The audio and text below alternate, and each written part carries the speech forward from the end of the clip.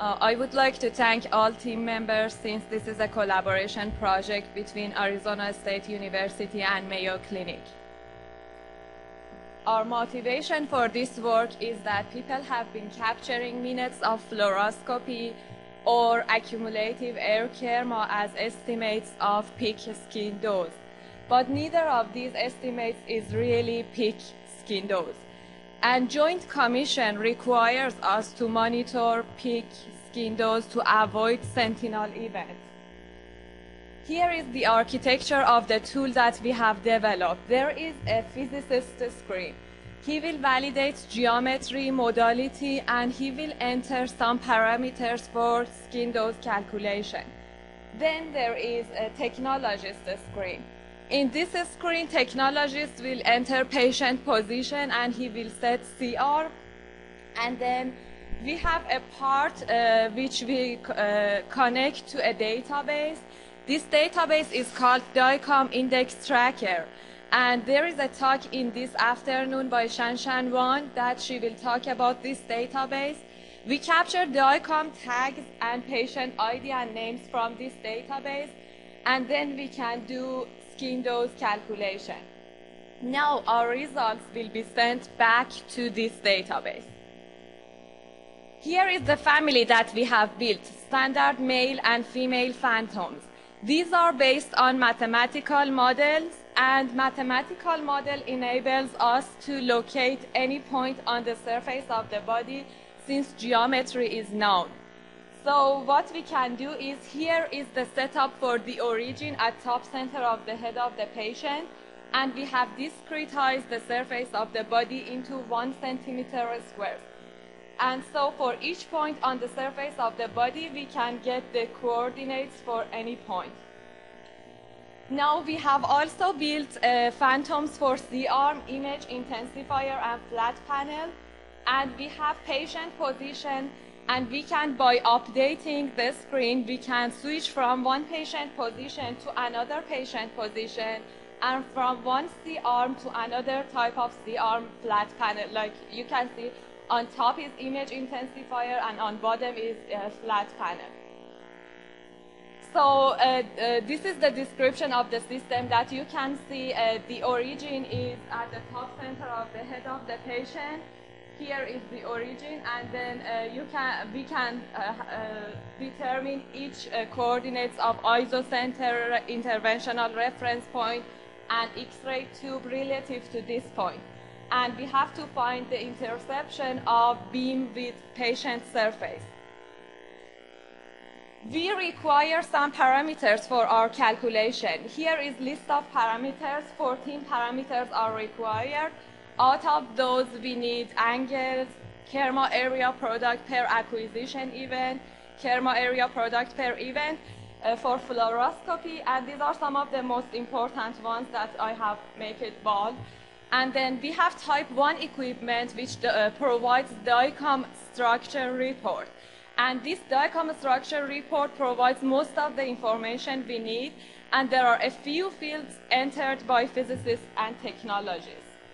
Now there is type 2 equipment which does not provide DICOM structure report, and there is no angles and fluoroscopy, air kerma, and kerma area product per event.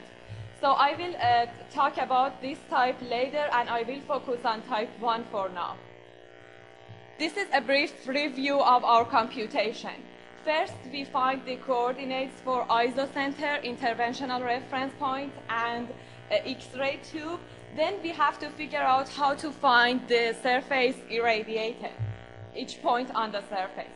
We have constructed a plane at interventional reference point which passes through reference point and is orthogonal to a vector from X-ray tube to reference point. Then we have kerma area product at reference point and air kerma at reference point. And by dividing these two values, we have area, and by assuming that this area is a square, we can have the length of this area and so coordinates of this area. So we can construct this four-sided pyramid by origin to be at X-ray tube, And so we have a formula for each triangular plane around, and it will determine whether each point on the surface is surrounded in this pyramid or not. Each point on this patient surface might be under the plane that we have constructed at the interventional reference point, or it might be above that.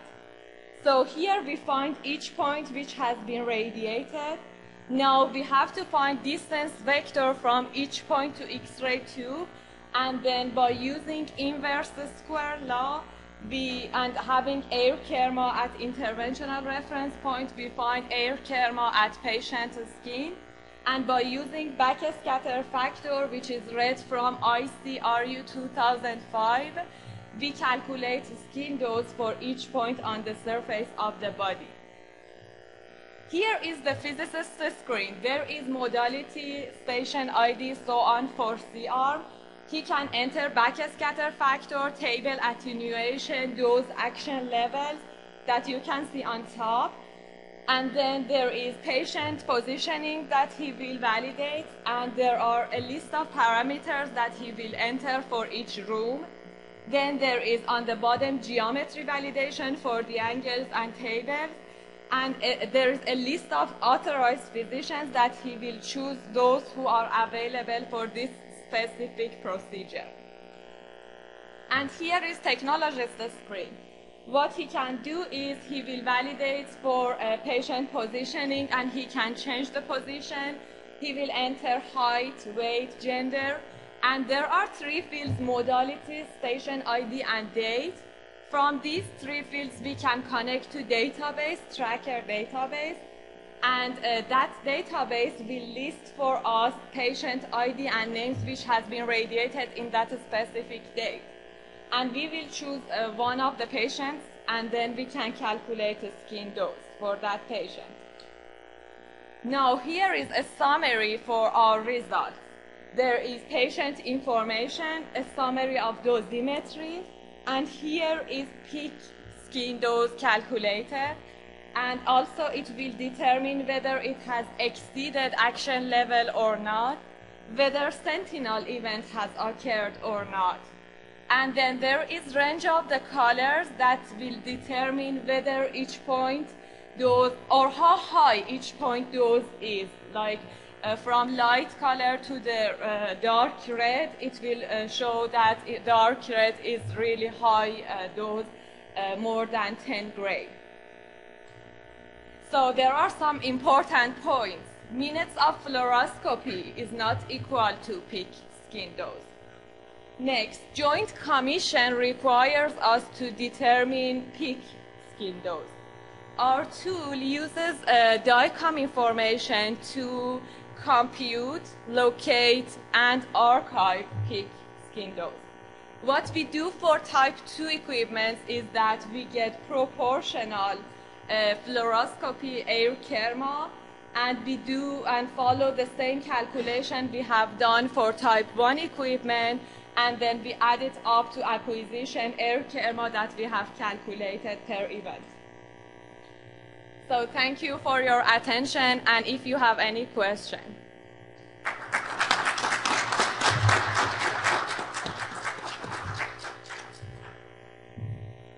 I do have one question.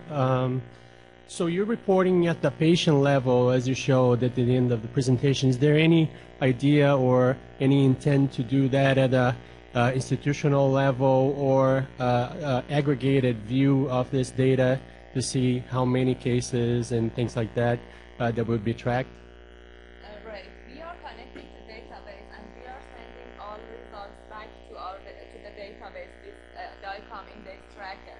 So we are able to capture data again from database and check. And I think Shanshan will talk in the afternoon some of her application on the database that we can track and follow such these cases, and also like compare skin dose or like. I'm asking more at an institutional level from a dashboard view perspective about multiple cases as opposed to one single one.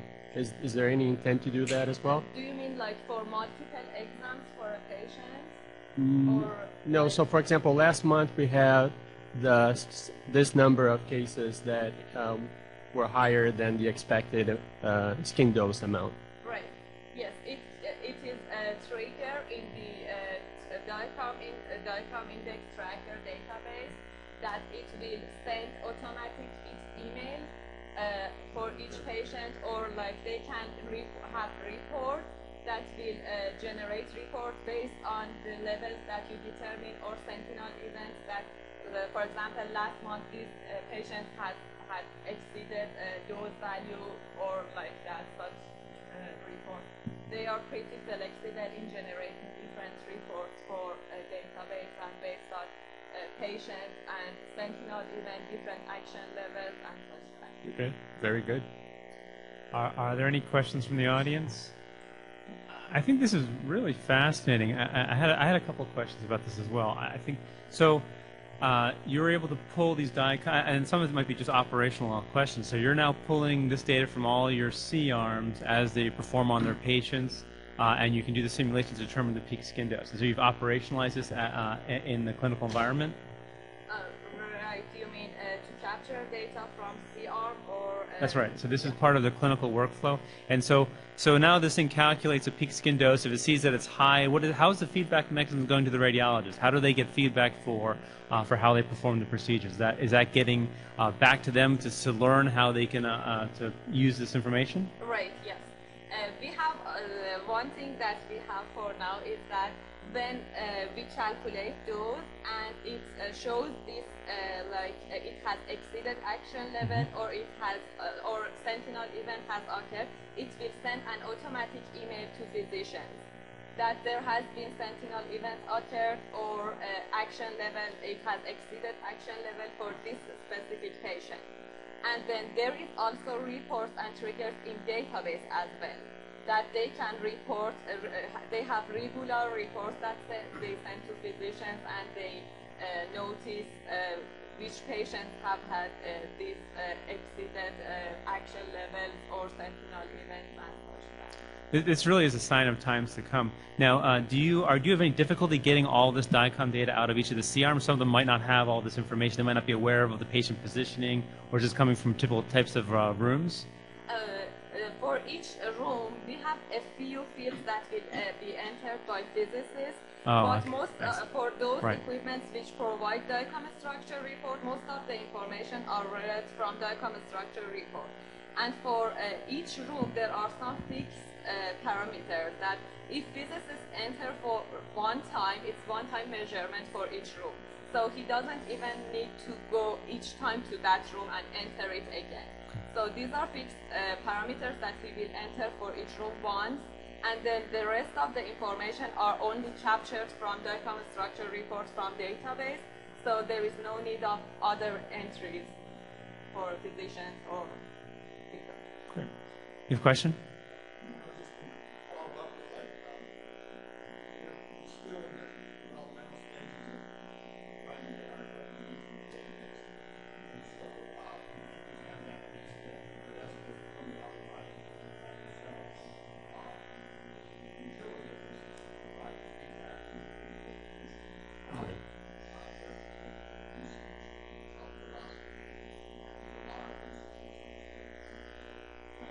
Yeah.